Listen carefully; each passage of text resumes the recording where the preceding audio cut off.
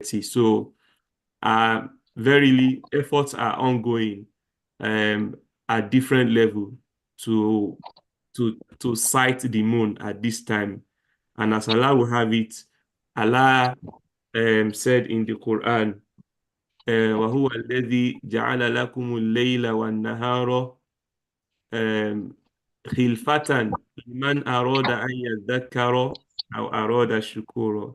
Allah made it such that some of us will be in the day and some will be in the night. So, and Allah said, "Khilfatan liman aroda an yadhakkara aw aroda shukura." It is Allah made it different. There's disparity in the time of the day and the night for all humankind. It's not at the same time. So we are in the daytime in the UK, and some people are in another time, another moment in other places. So Allah said He did this so that we can those who would use the opportunity to remember Allah, to reflect, and also to thank Allah. So the first effort that needs to happen is the sighting of the moon. And if the moon is not sighted, then the month of Ramadan is counted up to 30. And then afterwards, then the Eid celebration ensues. The celebration of Eid al-Fitr became a prescription in the Sharia in the first year of Hijrah of the Prophet Sallallahu Alaihi Wasallam to Medina.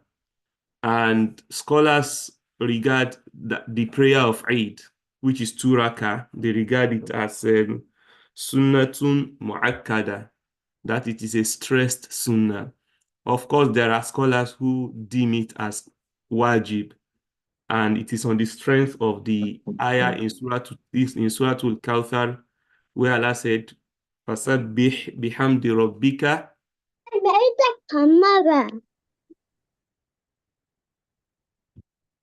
He said, "Fasalli li rabbika wanhar" in Surah Al-Kawthar. "Fasalli li rabbika wanhar," that they should pray to Allah and slaughter the animal. So on that basis, some scholars consider Salatul Eid as wajib, as obligatory, whereas others consider Salatul Eid as um, a stressed sunnah and not obligatory. And their basis is that there's a hadith of the Prophet Sallallahu Alaihi Wasallam where he says that Allah has not made any other salat compulsory except for the 5 daily salawat. So, and the fact that the Prophet Sallallahu Alaihi Wasallam never missed praying the Salatul Eid all through his life. So, the position in terms of whether it is compulsory or obligatory, it is that it is sunnatu mu'akkada. And the etiquette relating to Eid, when it is declared that the moon has been sighted and we need to go out for Salatul Eid. So one of the etiquettes required is to have your ghusl, as you usually do for Salatul Juma and other reasons for ghusl, to have the ghusl, and also to have the Sunanul Fitra, that's clipping of the nails and um, plucking off the armpits, the hair in the armpit, and shaving off the pubic hair as well. And for men, adorning yourself with perfume, the best one that you can find or that you can afford, and also putting on the best of your clothes.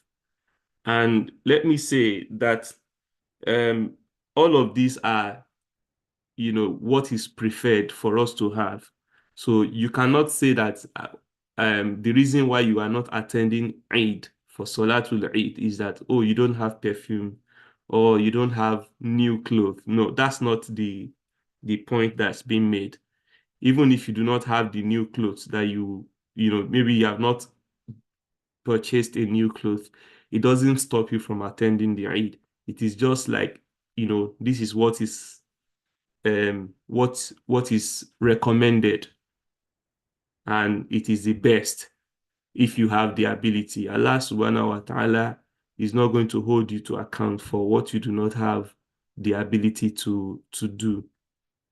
So we should put on our best clothes, and also we should adorn ourselves with perfume for men. Um, and it is reported that the Prophet ﷺ usually wears the best of his clothes for both Eid al-Adha and Eid al-Fitr, and he would also sacrifice the best animals, um, and also he would also put on the best um, perfume.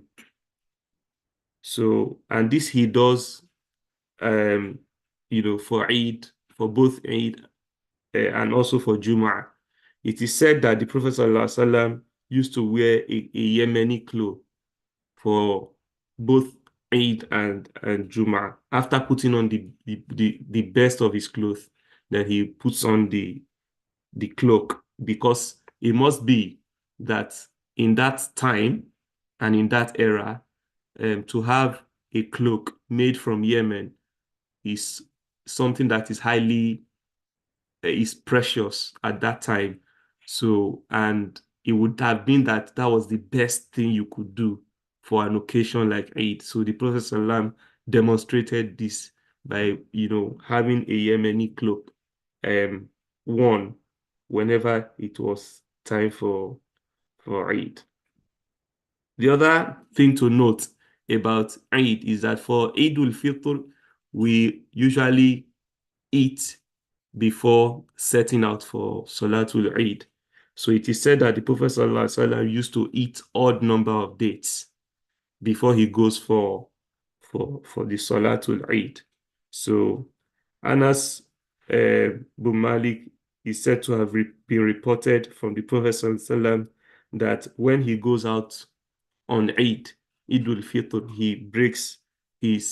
he takes odd number of dates.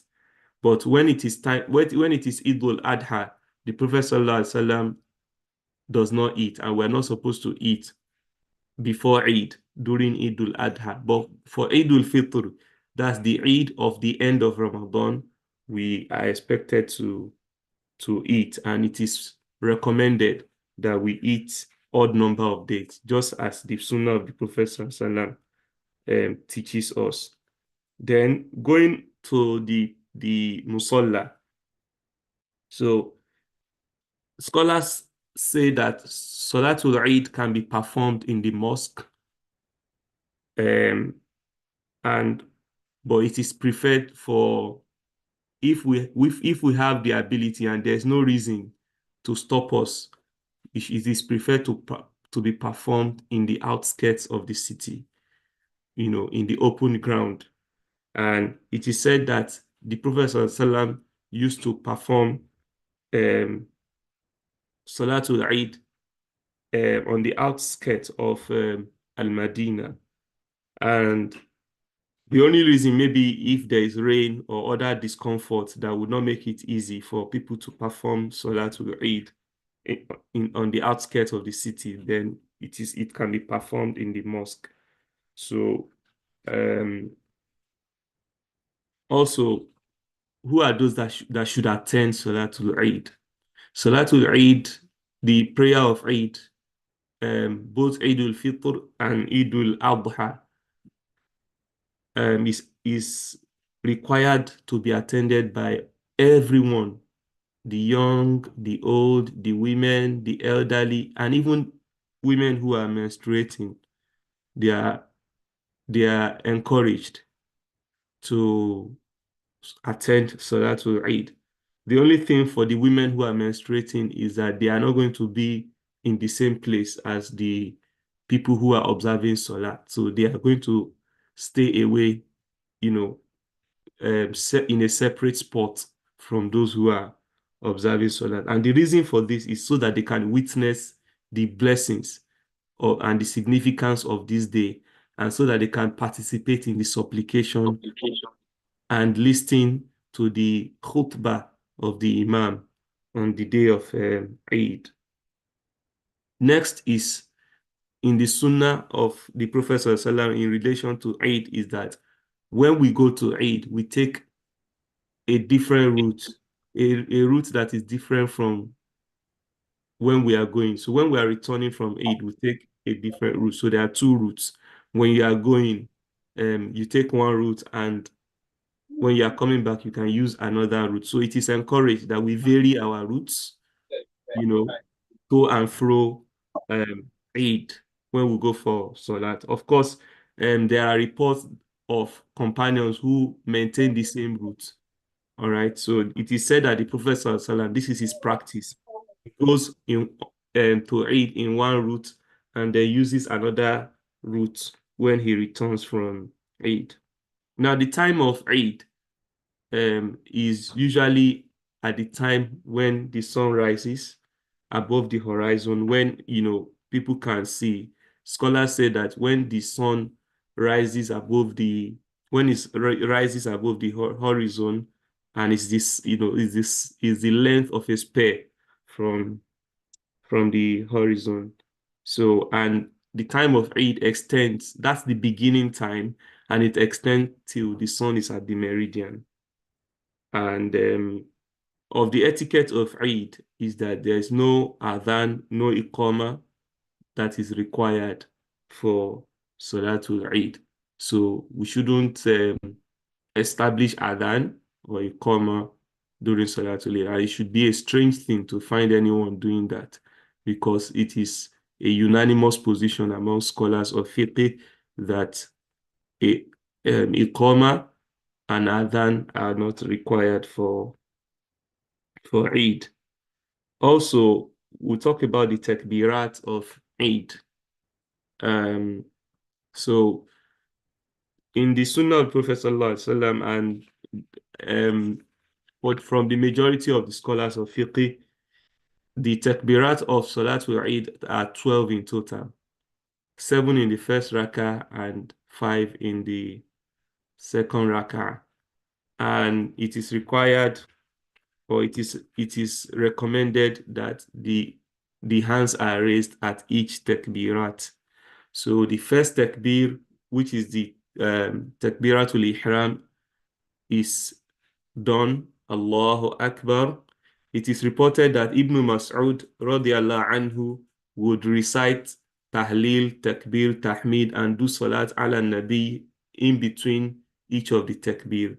So Allahu Akbar, Allahu Akbar, Allahu Akbar, Allahu Akbar, Allahu Akbar, until you count 7. And it is said that that 7 is the takbirat after the main takbir. So after your main takbir of takbiratul ihram, then you have to do 7 takbirat. Then on the second rakah, when you rise from the sujud, when you rise from the sujud, you do 5 rakah. 5 takbirat. The takbirat, 5 takbirat is separate from the takbirat that you bring up when you rise from your sujud. So, and what if somebody is praying and they miss, for example, during COVID, I remember everybody had to pray at home, and it was really strange for people to, lead their family on Salatul Eid during COVID. And I remember that people were asking questions that they didn't, the first raka you remember clearly, but on standing up for the second raka, a lot of people said, oh, they missed out the other, 5 takbirat that they should have done. If this happens, then there's no, it doesn't invalidate the salat. It only means that one can perform sujudu sahwu for that one at the end of that second rakah. That's in case one misses those takbirat. And also it makes you to understand that the imam all of the Aimas, they are doing a great job, keeping up with all of this requirement. And as we stated before, Salatul Eid is valid for men, women, children, the old, the resident, the traveler, everybody. And it can be performed in the mosque or on the outskirts of the city. Another major part of Salatul Eid that we need to take, that we make sure that we participate in, is the khutbah of the Imam. So we need to be present. It is encouraged that we should be present to listen to the khutbah of the Imam after the Salatul Eid. The khutbah comes after the Salat. Yes, when you get to the Eid ground, you sit down, continue to chant Takbirat until the Imam arrives, and then we all rise for Salatul Eid, 2 rakah, and after the Salat, we'll sit down and listen to the khutbah of the Imam. And the practice of the Prophet Sallallahu Alaihi Wasallam was to observe, to perform, or to give the khutbah at the end of the Salat. Although it is said that during the time of Marwan, when he was governor of Medina, he on an occasion performed or did the khutbah before the salat, and his reason was that people were not going to wait after the salat, because part of the things we should know is that the khutbah is not something that is obligatory. So after the salat, people who wish to sit down and listen can sit down and listen, and people who wants to leave can leave. But we all know that there's going to be nothing, no, the reward for both people is not going to be the same for those who sit down and listen. And of course, it's an opportunity um, to supplicate as well after the salah. And part of the etiquette of Eid is the chanting of takbirat. Now, for Eid al-Fitr, the takbirat that we should be chanting should begin from in the morning, or from when the moon is sighted, until the salat is established, until the Imam arrives for the salat. And for Eid al-Adha, that one, we say the takbir for all the Ayyamu Tashriq until the Salatul Asri of the fourth day. That's when we stop saying the takbir. And the wording of the takbir, Allahu Akbar, Allahu Akbar, Allahu Akbar, La ilaha illallah, Allahu Akbar, Allahu Akbar, Walillahil hamd. So, and there are several ones. So the important thing is to have takbir, tahmid, tahleel, in the takbirat. So you can have subhanallah, walhamdulillah, wa la ilaha illallah, wallahu akbar, and there are so many other variants of the takbirat that could be said during Eid. And on the day of Eid, it is the day of celebration, and it is day of eating and drinking and remembrance of Allah. So celebration and amusement are allowed within moral bounds. So but excesses, using things that are engaging in things that are forbidden just because we are celebrating Eid, this is something that is abhorrent, that it is something that is highly forbidden in Islam. So things that are, for example, maybe people begin to celebrate with alcohol, or maybe people begin to engage in anything that is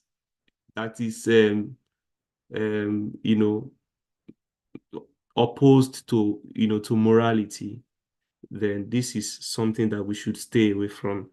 So during the time of the Prophet ﷺ, it is said that on the days of Eid, there were people who exhibit or display, with sword. Usually the Abyssinian slaves, and they do all of that display. And Aisha radiallahu anha would lean on the Prophet sallallahu alaihi wasallam's shoulder and watch them, and she watches them, and the Prophet sallallahu will lower his shoulder for her to watch, and she watches them and enjoys them until um she's okay. And the Prophet sallallahu will ask her if she was okay, and she said, "Okay, I've had enough," and then she leaves. And on one occasion, it is said that on Eid celebration, Abu Bakr radiallahu anh, he entered upon the household of the Prophet and met Aisha and the the slave girls, you know, singing, rehearsing the chants during the war of Aus and Khazraj, and he reproached them, or he cautioned them, and said that the instrument of shaitan in the house of the Prophet, and the Prophet ﷺ signaled to him that he should allow them. And in one of the narrations, the Prophet ﷺ said that let the people know that our religion is broad and it accommodates a lot of things. So Islam is not just about not smiling at all. I mean, if somebody walks around the street and they don't smile, and they are asked and they say, "Oh, it's because I'm a Muslim." No, that's not what Islam teaches. Islam encourages it encompasses everything. So there is time to be very, very serious, to shed tears, to move very close to Allah, and there is a time to express joy and happiness. So, and there's no better occasion for that than Eid. As a matter of fact, as Muslims who are trying to please Allah, we do not have so many occasions. For example, people have birthday, people have baby shower, people have different celebration, Diwali, Halloween, and all of that, which we do not subscribe to as Muslims. And no Muslims should be people who only celebrate um, festivals that are sanctioned within the Sharia of Islam. So, so when we have opportunities like the Eid, so as parents and as children, we should make use of it to the maximum. But it should all be within the moral bound. Um, Also, there's a lot of reward in doing good deeds, giving sadaqah and all of that. And as a matter of fact, it is said that for Eid al-Fitr, the salat should be delayed so that people can have opportunity to people who may not have given their sadaqah al-Fitr, they will have opportunity to give it, because sadaqah al-Fitr or zakat al-Fitr is supposed to be given before Eid, okay, a day, 2 days, or on the morning of Eid. So it should be given. And we all know, in these times that we are and in this environment, so Zakat al-Fitr is usually monetized in this climb that we are, and even in other places, Zakat al-Fitr is monetized. But of course, the the foundation of Zakat al-Fitr is, giving food item that is common within the community. So Zakat al-Fitr, I think in the UK, most of the publications I've seen is £5 per head. So and Zakat al-Fitr is supposed to be given per head, for all members of the family. So mother, father, and children. And if you have a baby that you are expecting around the time, you should also give zakatul fitr on their behalf. So so the day of Eid is an opportunity to engage in good deed, excellent deed. Okay. Then also is that on the day of Eid, there's no, just as we said before, that there's no adhan and there's no iqama. there's also no nawafil. We are not required or expected to be observing nawafil on the day of Eid when we go for Salatul Eid. So there's no nawafil before or after Salatul Eid. And also, we've said before that the takbirat that we should say is from when the moon is sighted or from the morning of the Eid until the Imam arrives for Salat. And this is based on Allah subhanahu wa ta'ala's admonition in Quran chapter 2 verse 185, where he says, يريد الله بكم اليسر ولا يريد بكم العسر ولتكملوا العدة ولتكبروا الله على ما هداكم ولعلكم تشكرون. That that Allah intends ease for us, and He doesn't intend hardship. And He also is also for us to be able to praise Allah, give the takbir, and we should thank Allah so that we can be among those who are thankful. So that's another aspect of Salatul Eid. And also part of it is that it is forbidden to fast on the day of Eid. Now, this is particularly a tricky one because the sighting of moon, there's discrepancy in the sighting of moon. And there is, a very extensive debate, among scholars about whether people should be fasting or breaking their fast just with the moon that they've sighted within their own jurisdiction or within their country. So there's evidence in the traditions of the Prophet and the companions where people in other cities or other communities are fasting while others in other communities are celebrating Eid. So in our environment in the UK, I think what I have seen is that a lot of people follow the moon sighting of the Kingdom of Saudi Arabia. So, but once it is established, whether within the UK, that the moon has been sighted, and because we do not have an established authority for coordinating the affairs of Muslims, in this kind of environment. So a lot of people just do what their sheikh or what they do in their local mosque. But generally, I think the practice is to follow the moon sighting of Saudi Arabia. And a lot of Islamic centers and Muslim communities usually do that. Of course, we have pockets of people. Somebody was telling me a joke about something that happened in Libya, where it is said that whenever the moon is sighted in Saudi Arabia, that they are commanded in that country not to observe Eid on the same day as Saudi Arabia, of course, because due to um, political differences.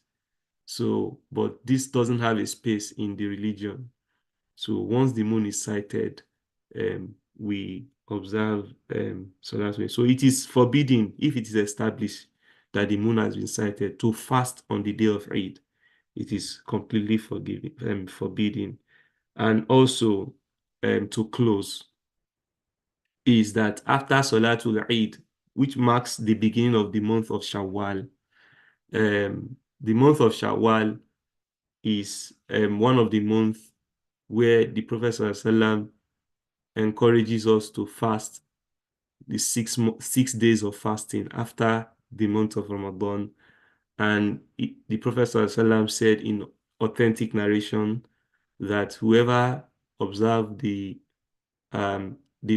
fast of Ramadan and then they follow it with 6 days of fasting, then kana kasiyami dahr, it will be as though they have fasted the whole year. I mean, imagine fasting just 1 month out of 12 months, and then just because you added 6 days, that 1 month fasting is converted to um, a whole year's fasting. So this is something that we cannot afford to not be part of it. So I think I would pause here. If there are questions, we have our our asatis and our shuyukh in the on the call, inshallah, in case I'm not able, because also I'm also a student of knowledge. Never mind the brother when he said, when he gave all those accolades and said that, I was a sheikh or something. That cannot be correct. Inshallah. So inshallah, back to you, Malam Abdullah. سبحانك اللهم وبحمدك اشهد ان لا اله الا انت استغفرك واتوب اليك.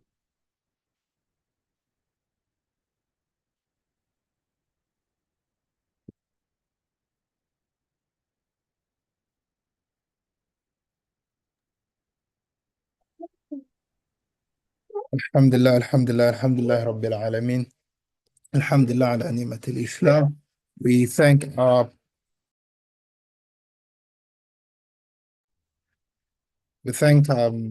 Shaykh and brother Ustaz Sadiq Mustafa for taking us through that important topic, going from you know how we go about sighting the moon to every step of the way till the sixth fast in Shawwal, and how important that is in perfecting our deeds. Obviously, if we've paid attention, we would see how everything that has been mentioned or has been discussed are entrenched within the Sharia. These are not anyone's conjectures. These are not something that anyone has made up. Rather, they are from traditions of Rasulullah sallallahu alaihi wasallam and guidance from Allah subhanahu wa ta'ala, who has prescribed this for us as a way of celebrating Eid. And the most important part of this is that we not just listen to this talk, but also implement the teachings therein, so that we can have the full benefit of this endeavor.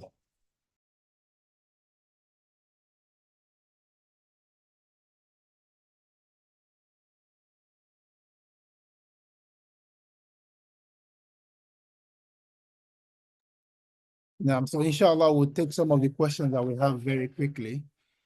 So we'll give our Sheikh the opportunity to respond to two questions that we have in the chat box already. And then I think some of us might actually want to ask certain questions. So if we want to put up our hands so we can do a quick, we can signify and then take numbers and then ask our questions, inshallah.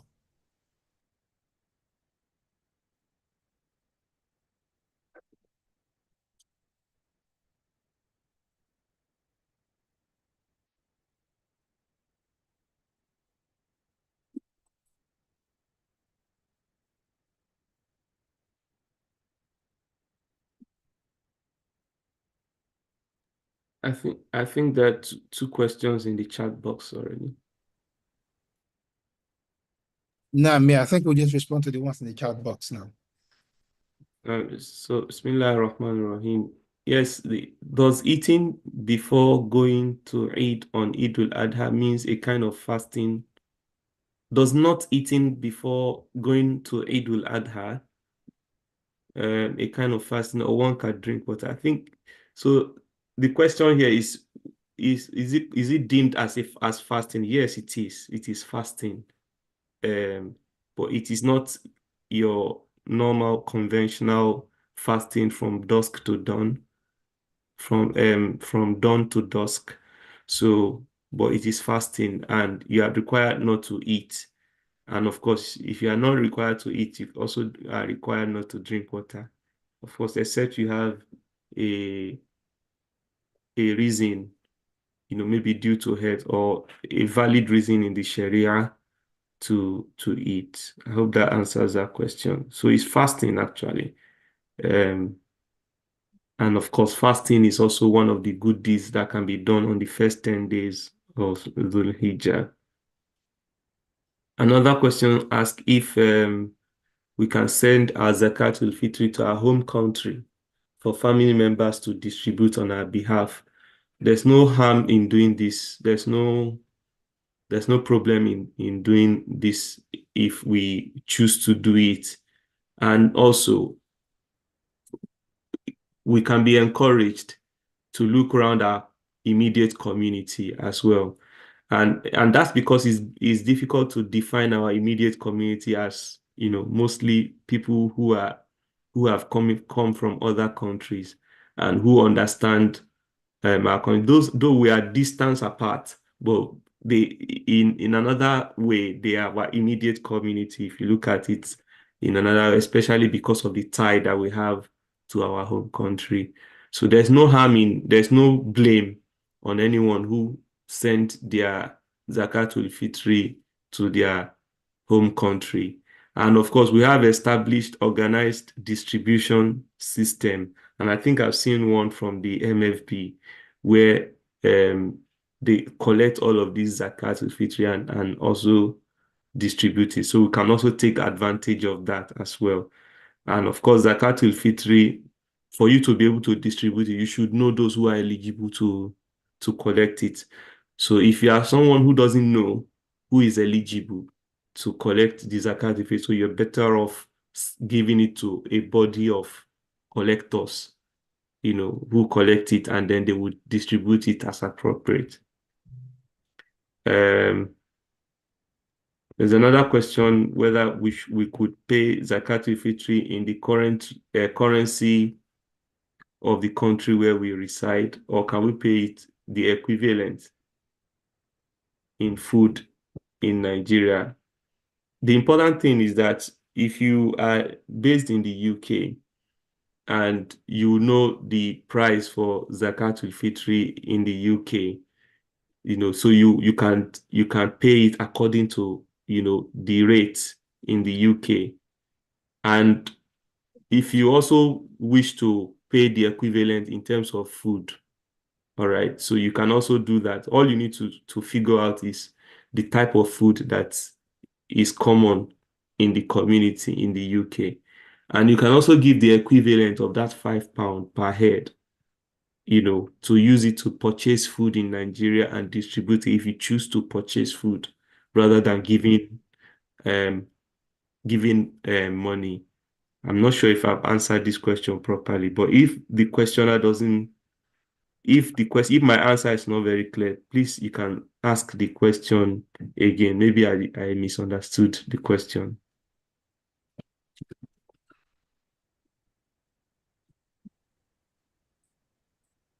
No, So and then I think there's one more question about the mode of Salah as well.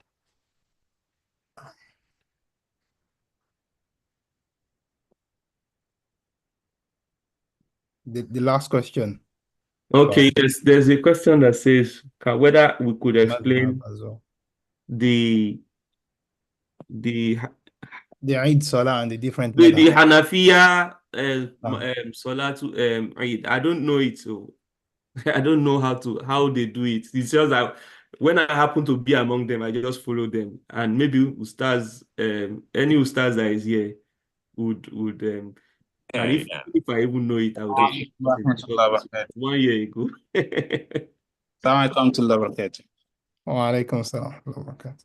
Jazakumullah khairan, Sheikh Sadiq. Hayakumullah. There are various ways of praying Salatul Eid from different perspectives in fiqh of Islam. The one that is famous to all is the way that is known to the Maliki, the Shafi'i, and the Hanabila as well, which is one we are familiar with from our country back home. 7 takbirat in the first rakah, including the takbirat al-ihram, and of course 6 on the second rakah, including the takbirat al-intiqal. For the Hanafi school of thought, there are those of them that go along with the majority as well. But the specific one is common in the UK So what you're going to see is that the first rakah, the Imam is going to say Takbiratul Ihram. After the Takbiratul Ihram, is going to say another 3 takbir, making it 4. Then it's going to read Surah Al-Fatiha, then another surah after that, then go to Ruku, normally Sujud. The second rakah, the Imam stands up with Takbiratul Intiqal, the Allahu Akbar from Sujud, till you get up. So when they get up, they start with Surah Al-Fatiha, no other takbir. They start with Surah Al-Fatiha, the surah. After the next surah, they say takbir, another one, 3 times now. Not takbir before the Fatiha in the second one. The takbir, the 3 takbir is going to come after reciting the surah, 3. Then the Imam is going to do another takbir to go to ruku. Then the salah is going to be concluded as normal. So don't be confused when you see them. Now it is allowed if you are behind the Imam. If the Imam does 3 after the Takbiratul Ihram in the first one, if you want to complete your other 6, you can do that. It is allowed. And the second one as well, if you want to do your 3 before, it is allowed. But it's recommendable that you follow the Imam, because the hadith of Rasulullah sallallahu alaihi wasallam said, "Ju'ila al-imamu liyu'tamma bih." The reason we've given you an Imam is for you to follow the Imam. So what they are doing is not wrong. It's just another way of doing Salatul Eid. So if you follow that way as well, Allah is going to accept. Wallahu a'lam. Jazakumullah khair. Jazakumullah khairan, Sheikh. Jazakallah khair. There's another question. It says, during Eid, the lecturer said we don't pray Nawafil. Is it the whole day or only the Eid prayer? It's just only the Eid prayer. You know, when we get to the mosque and we observe 2 rakah before the Salat, and then we observe another maybe 2 or 4 rakah after. So this is not required for the Salatul Eid. So that's just that one. Then another question, £5, could I pay the price given? Yeah, do you have to pay £5 or do you have to pay the rates given in Nigeria? So so long as you are paying the measurement, you know, the sa'a of the what's it called now? The local staple food. All right. Whether you are paying it in the UK or you are paying it in Nigeria, but where did you fast? Did you fast in Nigeria or did you fast in the UK? So, but then to make things easier, all right, if you wish to give it in Nigeria, you can give it at the rate at which they are giving it in that community in Nigeria, whether in terms of food or in terms of cash. And if you also wish to give it at the rate that it is, you know, being given in the UK, but you wish to send it in Nigeria, this is also good. Wallahu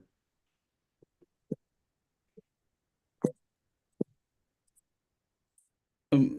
Just want to quickly add to what Mustaza said, if I'm allowed. On the Nawafil, when you get to the mosque, so there is an issue. Originally, Salatul Eid is not meant to be in the mosque. So it's meant to be outside the country in an open space. So if you go for your Eid, probably in an area whereby they have one Eid or stuff like that, if you're using an open space, you don't perform any Nawafil when you get to Eid. However, if it is in a mosque, because it's a mosque, you might see some people doing maybe they are Salatul Duha, or probably they are doing Tahiyyatul Masjid. Don't just challenge anybody, just let them be. You shouldn't do that because it is in the mosque. So they might have another intention of what they are doing. So there is no nafla attached to Salatul Eid. That is what Ustaz is saying. And on the other one, I think Sheikh Dosh don't want to hit it on the head.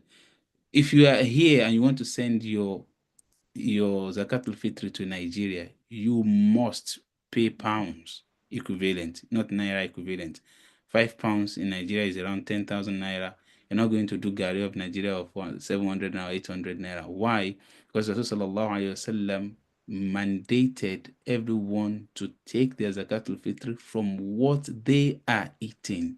So you're not eating Nigerian food. Even if you want to buy Nigerian food, you're going to buy it in pounds in all those stores and all of those. So you have to pay in pounds, not in naira. Allah subhanahu wa ta'ala first. Jazakumullah.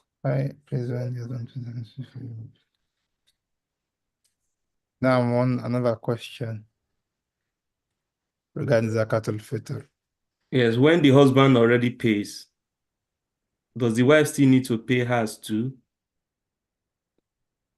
For every member of the family, of course, I assume that the husband, every member of the family included the wife. So the wife wouldn't need to pay her own separately if the husband has paid for every member of the family. And of course, the family, they are all together. All right, so the husband has paid for every member of the family, and the husband has the responsibility actually to pay for every member or every dependent of his. So wife, children, and even if there are dependents who are extended family, he has the obligation to do that, except of course the other members who are not members of his immediate family, except if they have the capacity and they understand that it is their responsibility to pay on their own, then that is good. So the wife does not need to pay after the husband has paid for the wife and other members of the family. Allah. Naam, Jazakumullah khairan kathiran. I think that's the final question. And we'll be bringing the session to a close. Just as a quick recap, let's all remember that we don't declare Eid till the moon has been sighted, inshallah. Let's keep looking out for the news and, till we get that message that the moon has been sighted before we say it's Eid, and all the necessary measures that we need to take. Remember to observe ghusl before we go for Eid. Remember to dress properly as we go for Eid. Wear our best clothing.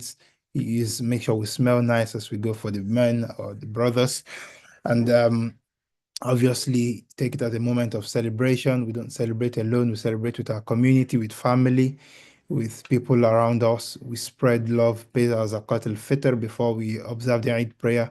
Let's all remember to do that, and do not forget, because sometimes we miss it. So please, let's remember, we can do it today. We can do it the moment we hear the moon has been sighted as well. And also, all of the injunctions and all of the etiquettes of celebration as Muslims, let's try as much as possible to adhere by them, because remember, we've been fasting for a couple of days now, for the entire month. And so the best way to end it will only be upon goodness, which are equally signs of the acceptance of our actions and our deeds. Also, it's enjoined that as family, you reward yourselves. Husbands reward their wives who've been up all night, making sure that they have suhoor and iftar. Wife rewards your husband who has been striving to, provide for the family, reward your children. Those of them who've managed to complete the fast and those who haven't, to encourage them. And these are some of the things, the lessons that I want to pick from Eid.